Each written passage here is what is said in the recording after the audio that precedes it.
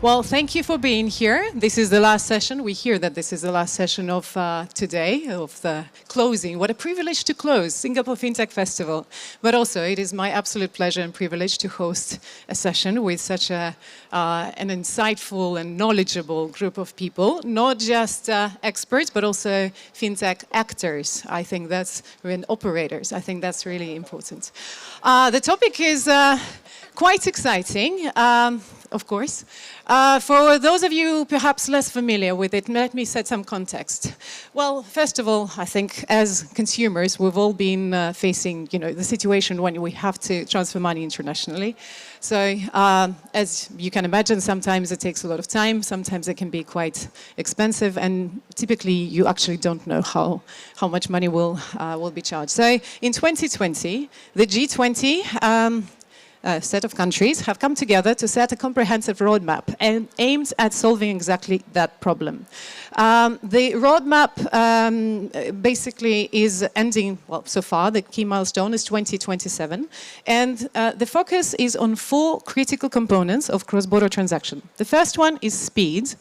So as we all know, currently cross-border payments can take days to achieve the recipient due to various reasons. So the target that the G20 roadmap has set for all of us as an industry is to reduce the settlement time to 1 hour. The second aspect of the cross-border transactions, the second challenge, is the cost. Transaction fees sometimes can be up to 6 or even 8%, I think 10%, we were discussing behind the scenes for some of the remote markets. The G20 roadmap has set the target to reduce them down to 1% of transaction value, which is an ambitious task, but hopefully achievable. We'll discuss that as well.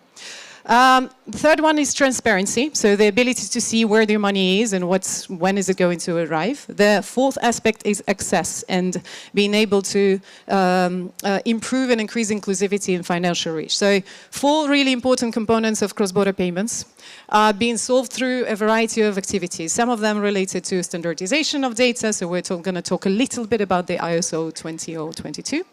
But also the other things such as interlinking domestic real-time schemes. So, and emerging new technologies. We have a few people here experts in the digital currencies, stable coins and CBDCs. And basically so this is kind of just a little bit of to introduce the topic, the G20. And now, I guess let's dive right in. So I'll start with a relatively broad question. So where do things stand on that roadmap? Arif, any progress that we can celebrate? I think, if you look at the latest report that was published somewhere around August 2024, it talks a lot about the ISO adoption. And I think beyond that, there is not much, right, if you really ask me, right? If you go through the same report, there are some data points and statistics. In fact, one of the regions, one of the corridors, the cost of remittance has gone up by 1%. Probably it's a blip because of certain events that happened. But I think overall, the ISO adoption from year on is going to be slow. Because if you look at ISO, it has 4,000 different data elements. If you speak to most banks, if they are adopting, at least I know in my home country, they are adopting it as only as a top layer, as an adapter. What it means is not going into the main systems, into the core systems. So the value that it brings in terms of data analytics or pre-validation, that really will not fructify till maybe 2, 3, 4 years down the line, right? So I think there is progress, but it's reasonably slow. What also is, in my opinion, is the larger challenge is not the ISO adoption. Besides the cost it takes, there's a lot of technology investment. Is in and around ISO, is outside the technology framework as to how do we enable merchants and entities cross borders, and you and me face it both, right? Most of us, right? How do we do their KYC? Is there a standardization of that? So in a nutshell, I think the progress has to be more on the standardization of some of these governance across regulators, and the ISO could just fall in over a period of time, right? No one needs 4,000 fields on day one. Yes. Yeah, I think it's also a bit early to tell, right? So I think the major participants are supposed to be ready for the MT messaging standard to completely be deprecated by, I think it's November next year. And they did a bit of a survey around major institutions around their readiness, and they had 100% put up their hand and say, we will be ready by November 2025, which, I mean, of course they're going to say that, right? So I think really time will tell. It'll be when that deadline comes along, is when we'll really see whether folks are ready or not.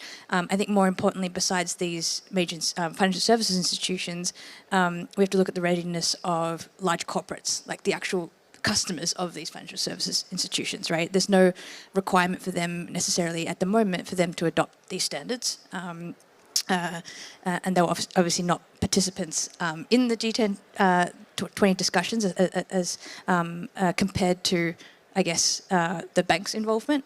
And so really, when these deadlines do come and these large institutions need to start to reap the benefits of these efficiencies and unlock liquidity through the efficiencies that are going to be made available by these new standards, then there'll be, I guess, a push back into the institutions to say, are you really ready? We as customers are ready to reap the benefits of these efficiencies. I think time will tell in summary. Milind, do you think the fintechs are ready for ISO 20 or 22 adoption? Look, I think it's really hard to call out just the fintechs of being ready or not ready, right? I think it's about the entire ecosystem being able to kind of switch to a different, almost philosophy of how the thing should work, right? We're sitting in 2024 and we're still talking about, is real time actually real time or is it not? Why should it be that way? And I think it also comes down to, there's a lot of other problems around, like, well, I'm sure there's enough people who say that there's no problem with this, but like the entire float and pre-funding concept and the cost that brings into the ecosystem. So I don't think it's fair to just call the fintechs ready or not ready. I think it's about the core pipe needs to just almost rethink and have a different approach to it. And look, the reason is, I'm lucky enough to have been on the fintech and the bank side for a little bit. And I think the reality is about existing revenue pools getting attacked. And so if my revenue pool is going to get attacked, how am I really going to think about it? And how open am I going to be to change? So to me, it's much more a philosophy kind of concept of how you think about change and how logic should work. And how can you use technology? Irina, let me add to this, right? On the ISO side, right? So it's good to adopt a standard. If there are adapters available, you can do that, right? So you really don't need to go. But the question is, if when you're doing cross-border, what happens to a transaction finality? That's important to us, right? Because that's where your life cycle comes into play. I was part of some of these bilaterals that were done with India and a couple of other countries, right? You have a country where you could have a transfer done, you got a successful, but someone could dispute it after 2 days. So what you need is, if a country says they've adopted ISO, or the regulator says they've adopted ISO 22, then they really adopt it in terms of the process and the operating guidelines around it, just not a structure. I think that doesn't help. And that's the pain point according to me. That's a really good segue into the second section that I wanted to introduce, which is bilateral agreements. So one of the really familiar examples for everyone, hopefully in the audience, is Project Nexus and the bilateral agreements, the Pay Now to Prompt Pay, Pay Now to UPI and UPI connections, all of the things that historically have been celebrated at Singapore FinTech Festivals. Those are the big milestones. So let's discuss those interlinkages. Well, first of all, will bilateral or multilateral agreements be enough? Do you think that this is actually the way forward? Is the model operational? Any takers? Yeah, I think that the architectural idea behind it is sound, right? On the engineering analogy is build once, ship multiple times. So you want an interoperable framework that everyone can plug into instead of just negotiating similar types of agreements, slightly customized over and over again. But where it sort of comes into play is it's ultimately a coordination issue as well. And I think that's why forums like this and the work that MAS and other jurisdictions and regulators are doing is very helpful to get that conversation started. I think even for Singapore, there's linkages now with UPI, with PromptPay, with PIX and so on. Traffic is starting to flow, but again, if you talk to the payments department, it's like a 2-year life cycle every time, and MS is much further ahead than many other similar bodies that are trying to do this. So I think providing some sort of an open architecture that different jurisdictions can feel comfortable with and start to plug in is probably the right kind of efficient solution. I think there's just a number of kind of complexing factors that come into it. Things like data privacy, governance, who has eventual primacy, even things like life cycle. Who's eventually going to be able to sort of take these shots, especially if like something goes wrong. And those are actually the things like points around like risk liability that just takes much longer than I think people expect. And I think I would add to that, if we look at no one actor owns the whole end-to-end payment ecosystem, right? And I think what's absolutely critical when we're looking at the G20 is not only have we got to take into consideration speed and cost, we've also got to take in security and reliability, because we've got to ensure that consumers and businesses absolutely have reliability and trust in when they're sending payments. So I think that's absolutely critical, whether you're looking at any form of interoperability or whether you're looking at kind of the G20 rules as well. Yeah, I mean, many of these, obviously, these bilateral, multilateral agreements are voluntary in a way, right? So commercially driven, and so different incentives exist compared to if there was some sort of regulatory backing where it was rather involuntary. I think you would... Should they be? Yeah, should they be? Exactly, that's the question, right? But if they're not, then can you achieve real scale? We're sitting past 4 p.m. on a Friday, so I'm gonna start throwing out some stuff. I think the question is not when you talk about RTP connectivity, right? Is that at the end of the day, to me, it's core connectivity, which is the lookups that are done, so you can actually addressing system is more efficient. I think the question actually is like, is that really still the most efficient way to do it? Because it's still built on top of the correspondent banking network and still built on existing rails. So I think it becomes eventually, and I don't know what the right timeline is, but is that the right rail? And can you still have the addressing systems yet a better rail? I don't know. But I do think that there's a little bit of a, again, I've worked a lot on Pay Now, and I think it's fantastic, obviously, what's been built out there. But the reality is to build it, you cannot do it one country by one country, and it needs to be at a faster pace. Almost a hub and spoke model, and that somebody needs to then be a hub. Yes, with 75 or 80 countries around the world, with live domestic real-time schemes, if every implementation takes 2 years, like it's going to take 100 years, right? When we only have It'll be a new standard by then. I think we have to look at it. I understand, right? Doing a bilateral agreement is difficult, but most of the people focus on the effort to integrate the specs. I think that's a no-brainer, right? I think we can crack it in maybe, 4 weeks, 6 weeks, maybe 8 weeks, right? And fintechs do it really very well. And again, when you go back to something like Nexus, right?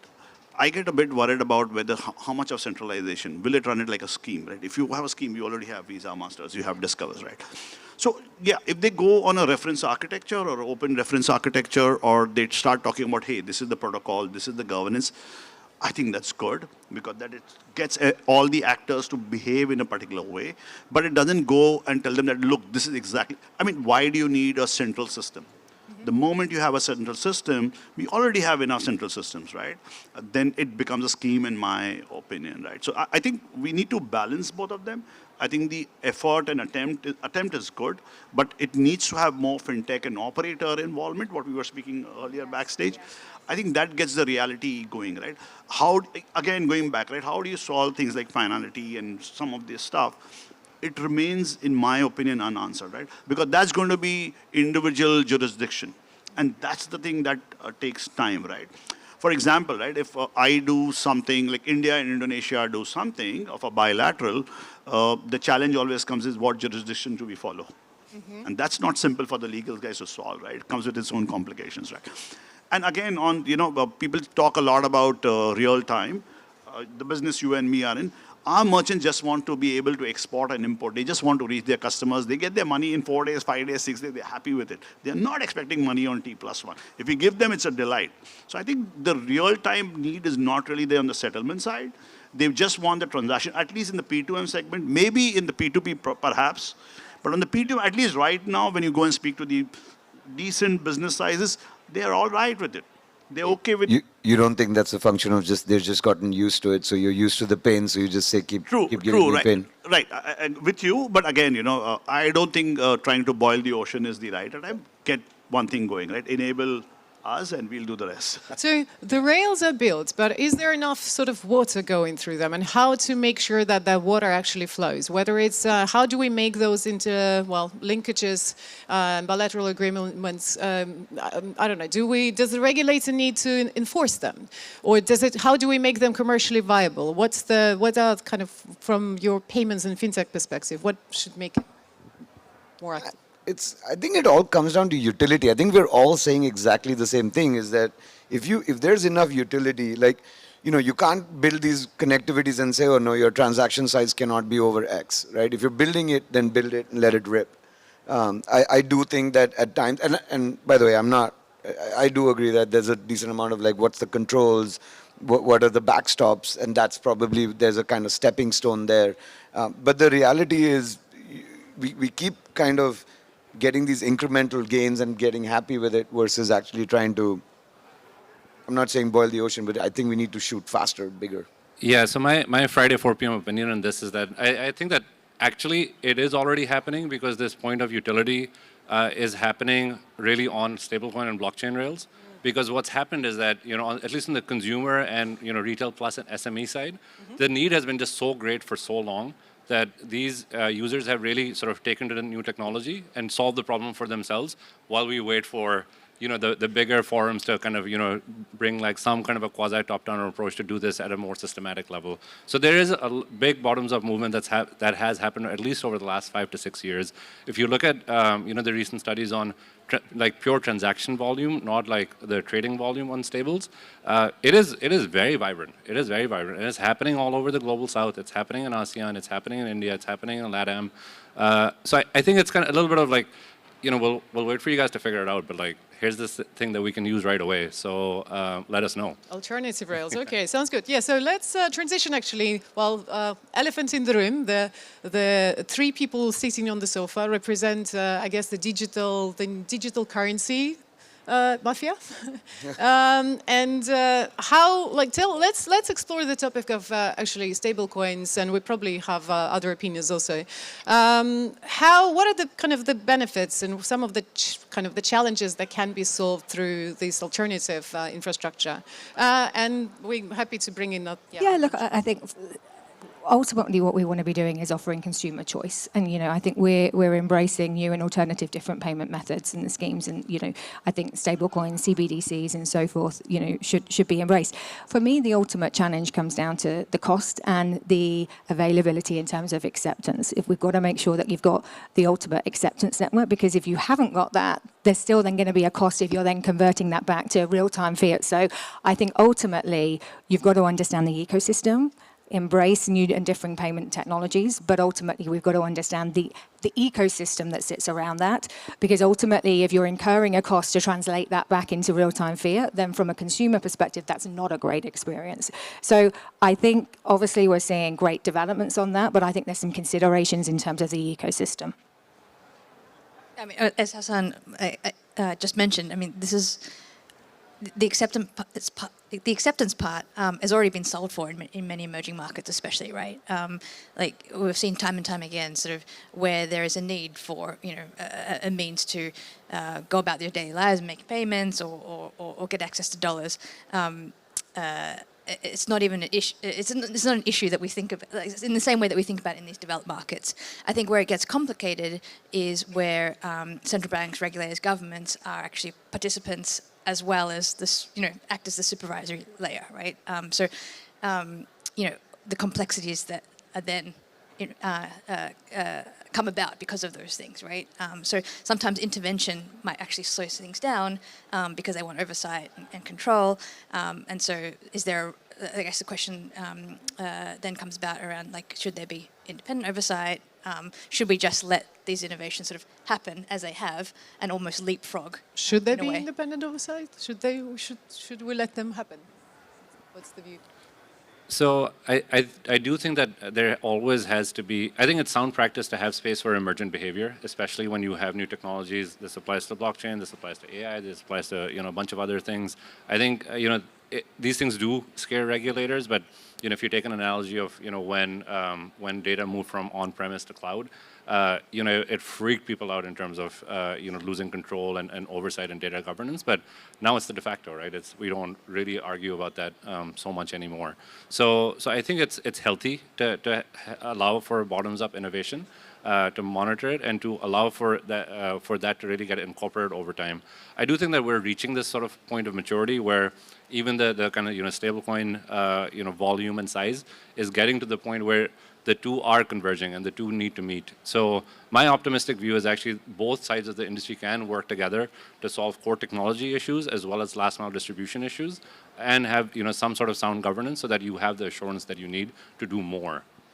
Yeah, just to add to that and to your point a little bit as well, right? So we are building between both sides of what we think of as 2.5, but the reality, I think, is not the fact, in my personal perspective, like I don't think it's as much a fact of that regulators are involved. I think there's almost a lack of standardization, right? So as somebody who builds in one market and then wants to go to another market, and then there's a completely different set of regulations. So which regulation do I follow when I do cross-border, right? Because then it's like, is it the sender regulation? Going back to your old point, but I think there are strengths on both sides, and historically, and I've been there. Like each side looks at the other one as completely, quote unquote, stupid, inefficient, not as optimized. But the reality is there are strengths on both sides, and I think there's a value in bringing both sides together. Maybe three in some sides. format. So Maybe stable coins, fiat, CBDCs, all beautifully interoperable digital payments. Well, fiat is in digital payments schemes.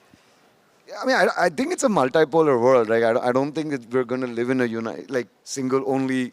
We sit in 2024. Cash still happens, cards still happen, RTP still happen. I don't think there will be one actor. I think ultimately this is about giving consumers and businesses choice. I think absolutely I support what you're saying in terms of we've got to look at messaging, we've got to look at KPIs, because if no one actor is owning the end-to-end solution, how do we make sure that that is really seamless in terms of the transaction flow? So I think that's going to be critical as the payments ecosystem continues to evolve. And amongst those challenges that we've started the discussion with, speed, cost, transparency, access, stablecoins are actually quite close to solving quite a few of them. Do you think the 1% cost is achievable with stablecoin? Is that something, well, the target that has been set as 1% for cross-border payments? So I think with stablecoins, we just also have to keep in mind that currently stablecoins are just pretty much all USD denominated. So when we say stablecoins, and hopefully at some point we'll just do away with the word altogether. But it is, I think, 98% of just the total value on stablecoins is still USD. If you look at the traditional FX markets, that's closer to 90%. So we do need to do a lot of work on getting FX on-chain, at least the G7 currencies. Mm-hmm. So, but it's not just the technology side of it, right? It's also about liquidity. It's also about making sure that you're getting as good quotes on-chain as you can otherwise. But once that starts to happen, and we're working with market makers, with asset issuers and so on to do this, that we will actually then start to reap more benefits to start converging toward that 1% goal. How far close are we to from that vision? So I think the long tail of currencies is still very, very challenging, and it doesn't have to do as much with the currency as just the kind of political stability, capital market stability of the jurisdiction that it's issued out of. So as much as I want to be very gung-ho about look, this is just going to apply uniformly, mm-hmm. I would rather actually we change that goal to something like what we have for the settlement time, which is 75% of maybe volume settles, it remits under 1%, and still leave room for reality to accommodate to. And speed, I assume, is also an easy thing to do with stable coins. Cross-border money movement, I think, is pretty much real. Yeah, absolutely. And I actually think the biggest value adds on speed and cost come when you start looking outside of the G7 and the G10, because those are like the illiquid / exotic markets where there is certainly a lot more ARB built in. And I think that, in some cases, I do think whether it's 1% or not, I actually agree with you, right? It's much more like, are you able to drop it exponentially down to a place where the people get value out of it? And we've seen already that the more kind of longer tail exotic that you go, it even makes sense to go back to USD and then back down again, and it's still cheaper. So, cool. Any headwinds, coming back to the big kind of objectives, the mission statements, any factors that we didn't anticipate? We're close to probably actually over halfway from 2027, from 2020 to 2027. So, and there are some milestones ahead of us. But yeah, what's any concerns maybe towards that mission? Yeah, look, I think one of the bigger areas for us to take into consideration, particularly when you're looking at cross-border payments, is ensuring safety and security and trust and transparency. And I think, we just need to make sure that the G20's priority and focus on speed, doesn't have any unintended consequences, to make sure that we're really taking into consideration the fraud, the security, because ultimately you want to make sure businesses and consumers are confident when they're sending those payments. So I think, definitely the consideration as we're building out the ecosystem is really important to make sure that safety and security is also taken into consideration. Any other views? No, I think if we want to get there, there has to be enough customer choice and there has to be enough competition, right? And I would really encourage more private players, more fintechs, right, to get into it, right? And I think that's how they're going to crack it, right? Everything else is mandated and enforced. In fact, Milind, hopefully no regulators in the room. I was quite surprised when you started speaking about standardization. I understand the value, but standardization means governance. Governance means regulator, yes. Right? And my view is, if you over-regulate at this stage, you have a problem. And eventually, for example, I really don't understand much about your world, right? To be honest, right? But the question in my mind is, even whether it's crypto or it's stable coin, some digital currency, at the application edge, whether it's in insurance or wealth or it's in capital markets, there are laws already existing over there. Yeah. That law, if requires an update, they should do that. Why regulate this piece, right? Yeah. So at the edges, there is already, there are payment and settlement acts in practically every country. Then why do you need an act which is actually on the technology, right? Why do you need governance on that, right? It's an antithesis to progress in my view. And I would certainly think that, we need to encourage more of this. We need to have more participants. So harmonization of legal frameworks, I guess.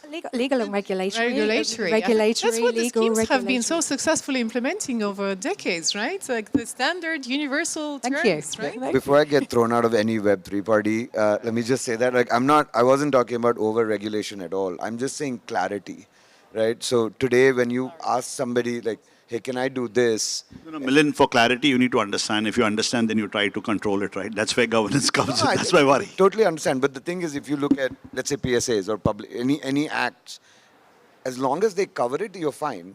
But the point is, it's not that they're interop, right? So a UAE regulation is not interop with a Singapore regulation potentially. Look, I'm kind of picking two places.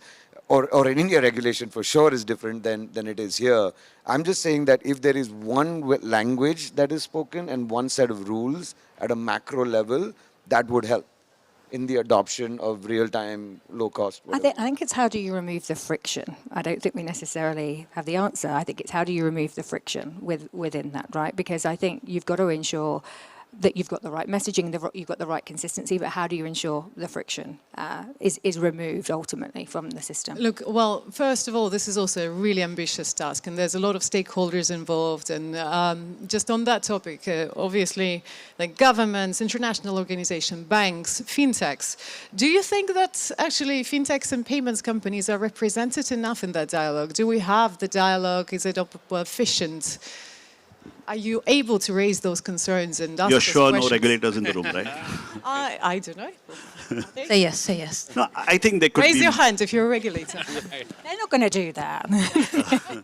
No, I think there could be more. I think you really need more fintech and operators to partner. I think a lot gets decided and then discussed. I think they need to be on day zero. That would really, really help solve many things, right? In terms of... It's not about setting a target of 1% or 4% or 7%, right? That's a different thing, right? For example, even in the reports, I was struggling to figure out, say today the average cost is 7. I'm just making this, I'm not sure what's it actually, right? How much of the 7 is because of standardization? How much is because of lifecycle management? How much is it because of, things like refund, KYC and all that? I think if someone goes through that breakup, I think we will realize that the technology standardization or the architecture standardization probably is only 10% of that set. So I think there are other areas, right? And I think this view can be gotten by practitioners, operators like us if we are there. So I think the representation really needs to go up, right? So here's an idea, right? But I mean, since they're not there, I can comment about it, right? Any regulator participating in Nexus, maybe there's a reason for that regulator to nominate maybe a couple of banks, a couple of fintechs to be represented onto that forum, right? At least if they could do that mix, we probably will have something going. Are you contributing to those discussions, Katja? Not invited. No, I think it also begs the question around the cost, right? So if some of these fintechs aren't, say, natively ISO compliant to begin with, and there are, things that need to change within their systems and the infrastructure for them to do so and for them to participate, then who bears the cost, right? These large banks have endless deep pockets and thousands of people to be able to, facilitate this change. So it's kind of like fintechs want to and need to, but at whose cost in a way, right? Nexus, maybe. They either have deep pockets or they're passing the cost on to the customer. That's exactly right. Yeah, look, I think that overall, I would say that it's healthy that like regulators, banks are now much more involved in this debate and just how to especially use new technology more than they used to, because before it was just very antithetical. It wasn't discussed. I think one of the things that I am heartened by is actually within Swift and BIS, like their innovation labs are taking blockchains and like oracles and stablecoin issuance like very, very seriously, much more so than before. Because the distribution that like just long tails of banks have, it is very hard to match that. So overall, it would be better for consumer and choice and market access that if all participants were able to harness all of this toolkit that is now available. That just wasn't. It just wasn't before. So I think that the last thing on this is that that old saying of, hey, will incumbents find innovation before startups will find distribution? I actually think that the blockchain and crypto industry might have had the lead before, but at this point, like the way things are going, it is actually, I would say that the advantage is tilting towards the incumbents at this point. So it is also, it behooves like the core crypto industry to also participate and show up at the table, and that's something that Coinbase and Circle and others are trying to do much more so than before. And I think with any global change, there always comes opportunities, right? And I think we're going to see innovation within this space as well. And I think, markets should embrace that innovation. And I think, if you look at more local elements, when you introduce a change such as contactless payments, for example, in one market, you see a change in innovation. We're trying to do this globally. And so I think it's going to be very interesting to see what's going to happen over the next 2 to 3 years in terms of how that's embraced and how innovation in the markets will shift. Well, it's definitely a collaborative action that we all need to contribute to in order to make that tectonic shift. It's a massive goal, and I think we all need to work together. So I guess getting closer to the end of the session. So as we approach the end of 2024, how realistic or skeptical or optimistic maybe you are in the set goals? So how do you think we will achieve the goals? Is the speed, efficiency, and cost, all of those parameters? What's your prediction?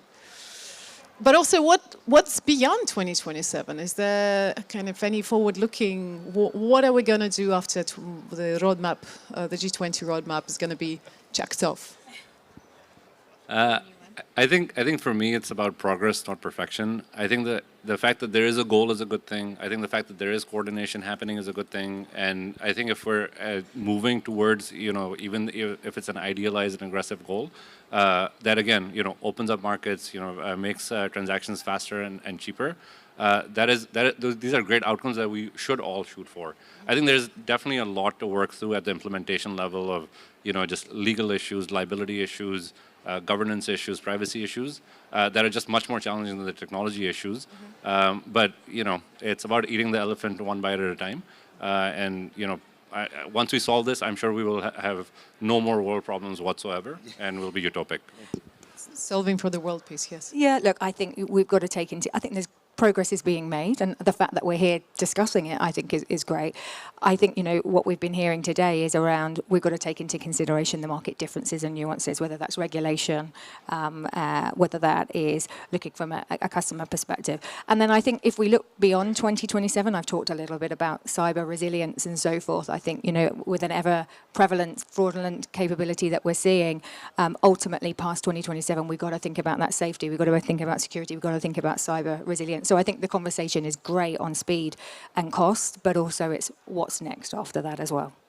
Access is another factor, and inclusivity. I think we probably all representing sort of the big economies, the G7, G20s. What about like actually the bottom of the pyramid? 100%, and we have to ensure that nobody is left behind. You know, from a Mastercard perspective, financial inclusion is absolutely at the core of our being, and we've got to ensure through this that no one is left behind to make sure that they can participate within the financial and technology ecosystem as well. And that's where the costs are usually also quite high. And we need to make sure that there's enough transparency in how we monitor in all of the progress. Any other views? Milind, you optimistic or skeptical? No, I mean, I think there would be no point in being skeptical, right? Like, I think you just have to keep chipping away at it. And I think there's going to be different ways of the fiat world is going to chip at it one way. I think the crypto world is going to chip at it another way. I think there'll be some fintechs that come in between and say, look, is there someone in here? I think this has to be, I agree with you, right? Like, you just got to go at it.